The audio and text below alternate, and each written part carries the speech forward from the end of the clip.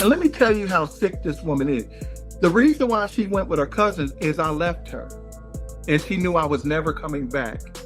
Larry convinced her, you need to go ahead and get a divorce. And so when he figured that out, so it took about 3 weeks, 3.5 weeks. He talked to her, don't let him come back. I wasn't coming back. I'm gone forever. Okay. As soon as he knew it was locked in, Tasha, that's when he called his wife and asked her for he wants a divorce. He called me down 2 times, Ebony Weathers. Mm-hmm. So they both divorcing at the same time? No. He asked his wife for a divorce after he slept with Keke, and he knew it was a lie. Okay, y'all, sit down for this one, because the internet is on fire right now, and the story that's spreading is honestly something nobody saw coming. People are saying Keke Wyatt's ex-husband just pulled the pin on a drama grenade, and the explosion has the whole timeline spinning in circles. What's being whispered, posted, hinted at, and dragged across every corner of social media? Child, it's wild. Because according to these new claims floating around, a private DNA report, one that folks say was leaked in the messiest way possible, is suggesting that one of Keke's children might not be her ex-husband's. And the father that keeps getting mentioned? Her cousin. Yes, the same cousin that's been at the center of rumors, allegations, interviews, and late-night comment section arguments for months. Now again, these are claims, messy, dramatic, internet-spun claims, but the way people are reacting, you would think someone dropped the season finale of the most chaotic reality show ever created. And so 3 weeks after I left, she cannot be alone, a lunatic. And so she figures out that I'm not coming back. I'm never coming back. Okay? Smart girl. And so she calls her cousin, who's still married to his wife, has him to come. He comes like 1 or 2 times. The second time, he stays. He convinces her, you gotta divorce him. The goal was is for Larry to get his divorce, her to get her divorce. He called Ebony after he was telling her, he locked it in, asking his wife for a divorce. So this woman stole her cousin away from his wife and had her own cousin to come live with her, and they began an ancestral relationship. And the twist?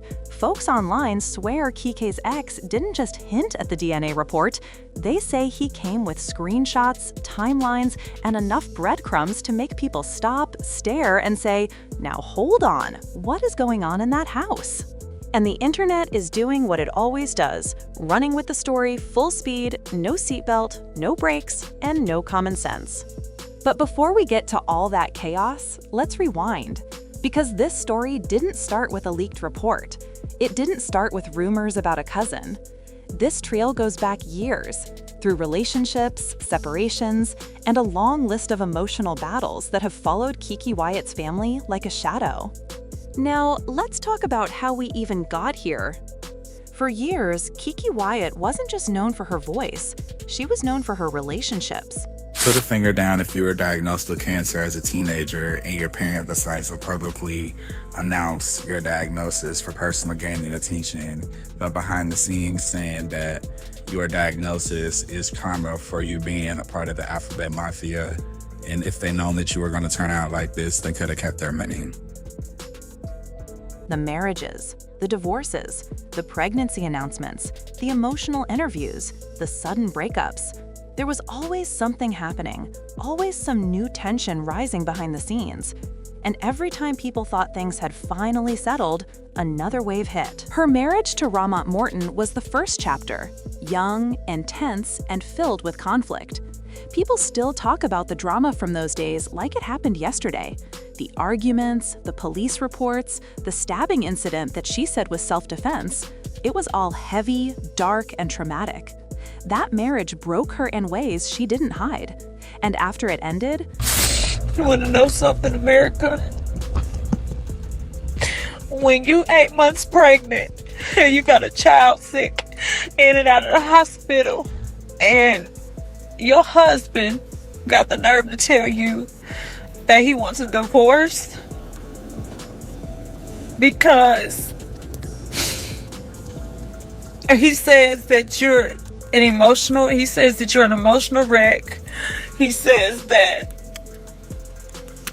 from the very beginning, you never trusted me and all that kind of stuff. Like,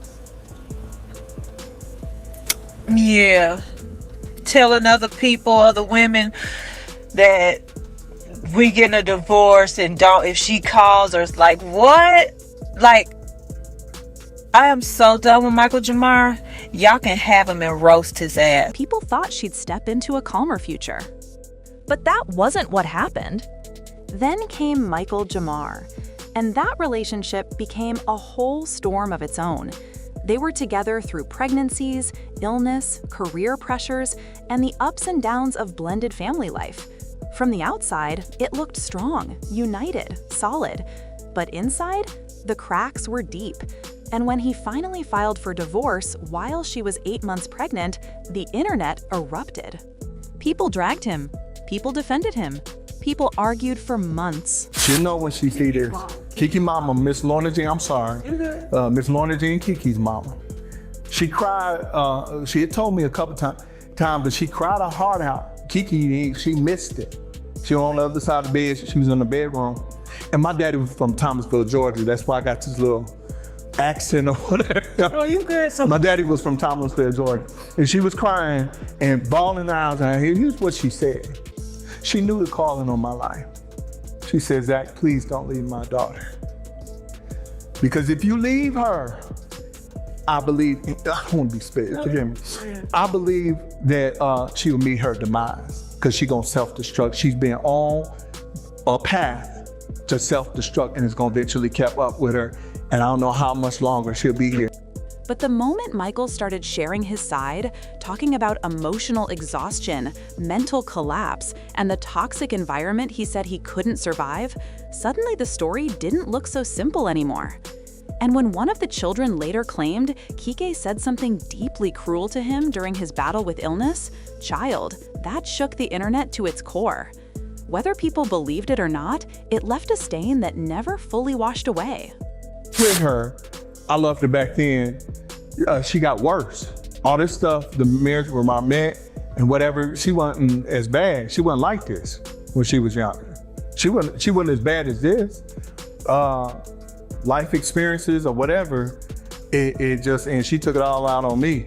But then again, Michael Jamar, you're hearing the same old story. Abuse. But even with all that, even with the heartbreak, even with the scandals and the tension, Keke moved on again. Enter husband number 3, Zachariah. At first, everyone thought this relationship might finally be the peaceful chapter she deserved. New love, new family structure, new beginnings. But what the world saw and what the world later heard, those were two very different stories. Because when that marriage fell apart, worries me. And it's like Keke is grown, she could do what she want to do, but personally my mom always had a different boyfriend, and you didn't tell her till she got older those boyfriends tried to touch on us. See? And so for Keke to have a revolving door of men, to me that's concerning, because it's like it didn't fade quietly. It didn't disappear. It didn't slide into the background. Oh no, it exploded into the spotlight. And Zachariah wasn't silent. He didn't hold back. He didn't stay mysterious or cryptic like some of the previous men had. He talked. He talked a lot. He talked in interviews, posts, comments, anywhere people would listen. And the picture he painted? It was chaotic, emotional, heartbreaking, and messy on a level that made people wonder what was really happening behind the scenes. He claimed the home was toxic. He claimed he couldn't stay. He claimed the kids were being pulled into chaos they didn't deserve. And then he made the allegation that started all these recent conversations, that Keke had been involved with her cousin during the marriage. People didn't want to believe it at first. They called it exaggeration. They said he was bitter. They said he was lying to hurt her. But then the cousins started showing up online more. Then the rumors about a church they were allegedly planning together started circulating. Then screenshots began popping up. And suddenly, people weren't so quick to dismiss anything. The internet had questions, big ones. And that brings us to today. Because this is the twist nobody saw coming. Out of nowhere, people on social media began claiming that Zachariah leaked a DNA report. Again, alleged, unverified, unconfirmed. But the chatter was loud enough to get everyone talking. Some say the report showed a child he believed was his wasn't. Some say names were blacked out. Some claim they saw dates. And some swear the entire thing connects back to the cousin.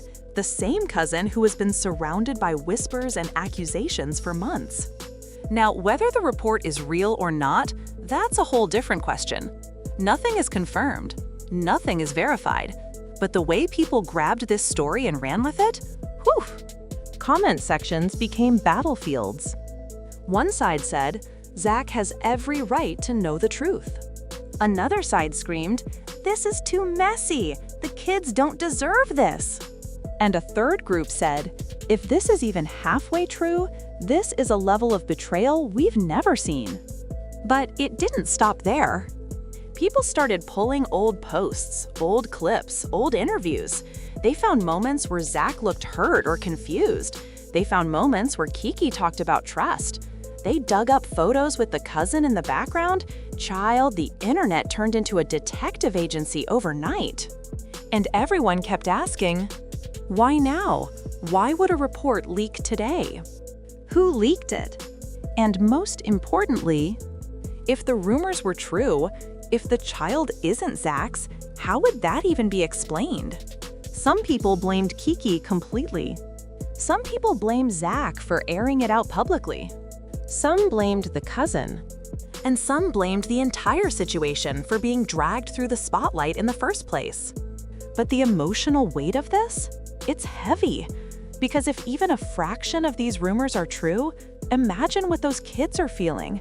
Imagine being surrounded by cameras, comments, chaos, and strangers dissecting your family like it's entertainment. People forget that behind every screenshot is a real child. Behind every allegation is a real heartbreak. Behind every rumor is a real family trying to breathe through the mess. But that's the part the internet rarely stops to consider. And while the adults argue and defend and accuse, the children just get caught in the middle. Now let's talk about the emotional fallout, the part no one is truly prepared for. Because if Zach really did leak something, even if it was out of pain, frustration, or shock, that means he's hurting, badly.